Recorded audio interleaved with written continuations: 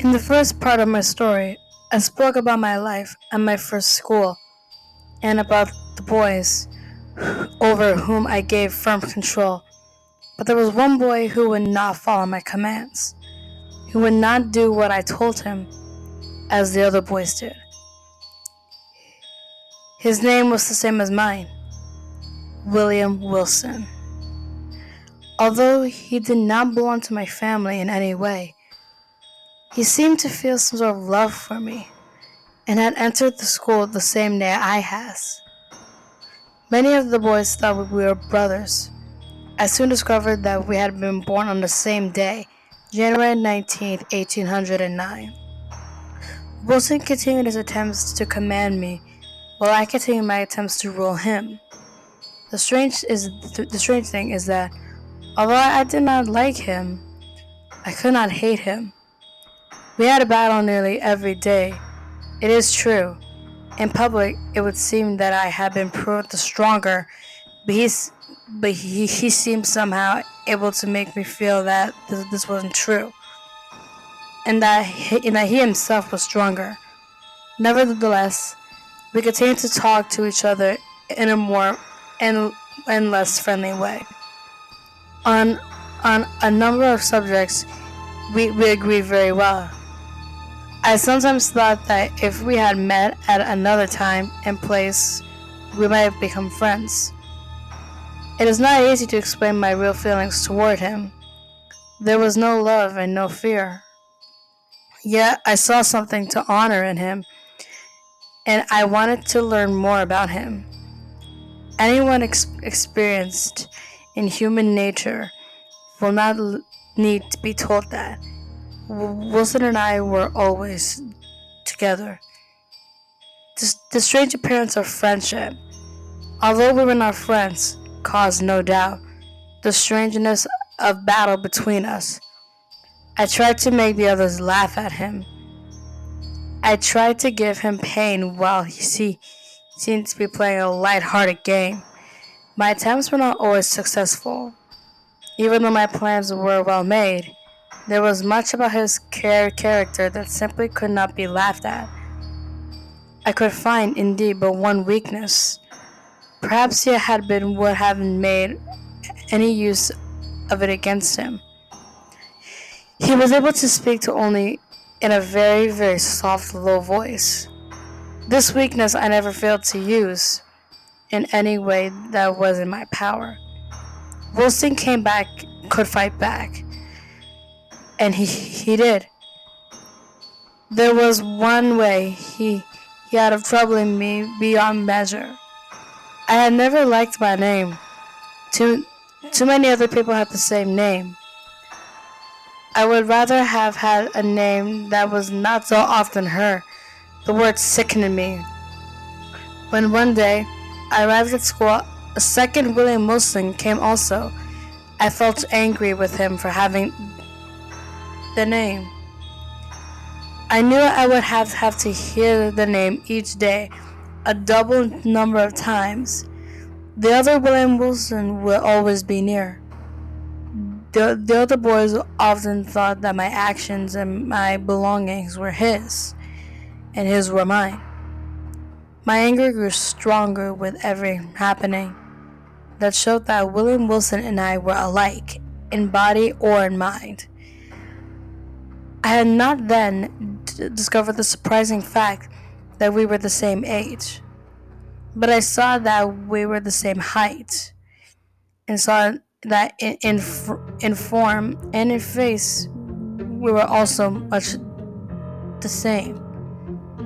Nothing could trouble me more deeply, although I carefully tried to keep everyone from seeing it, than to hear anyone say anything about the likeliness between us of mind, or of body, or of anything else. But in truth, I had no reason to believe that this likeliness was never noticed by our schoolfellows. He saw it, and as clearly as that I knew well, he discovered that in this likeliness he could always find a way of troubling me. This proved the more than usual sharpness of his mind. His method, which was to increase the likeliness between us, lay both in words and in actions, and he followed his plan very well indeed. It was easy enough to have clothes like me. He easily learned to walk and move as I did. His voice, of course, could not be loud as mine, but he made his manner of speaking the same. How greatly this most careful picture of myself troubled me. I will not now attempt to tell. It seemed that I was the only one who noticed it. I was the only one who saw Wilson's strange and knowing smiles, pleased with having some produced in my heart the desired result.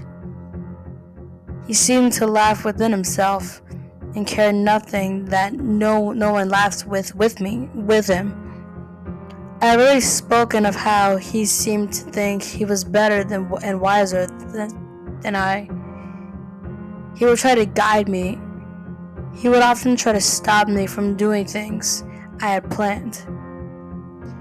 He would tell me what I should and should not do. And he would do this to not openly, in a word or two, in which I had to look for the meaning. As I grew older, I wanted less and less to listen to him. As it was, I could not be happy under his eyes that always watched me.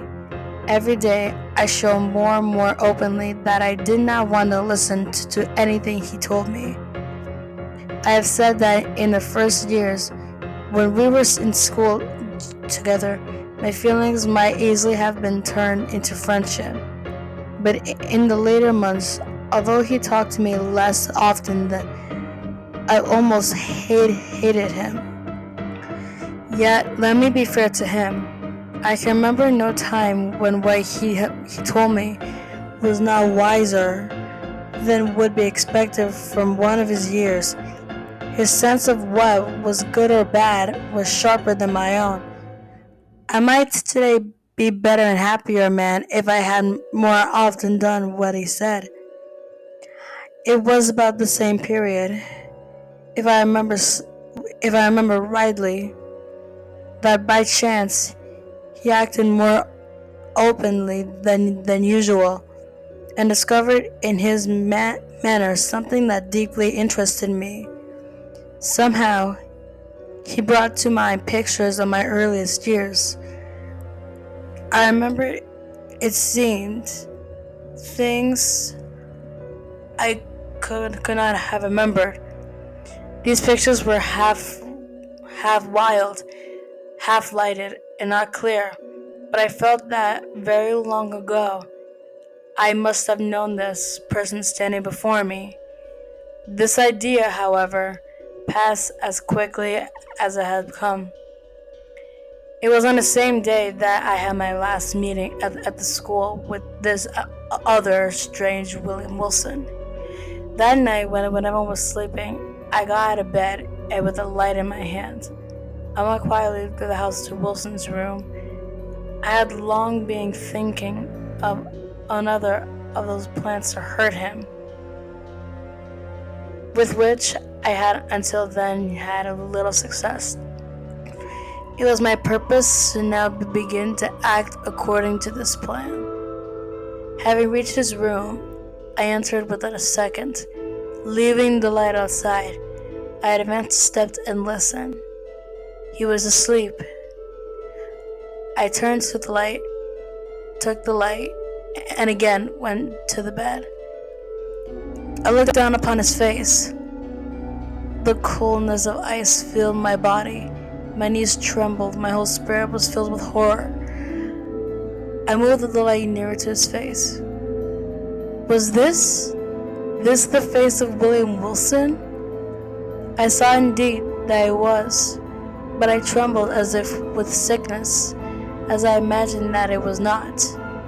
What was there in his face to trouble me so? I looked and my mind seemed to turn in circles and rush the thoughts.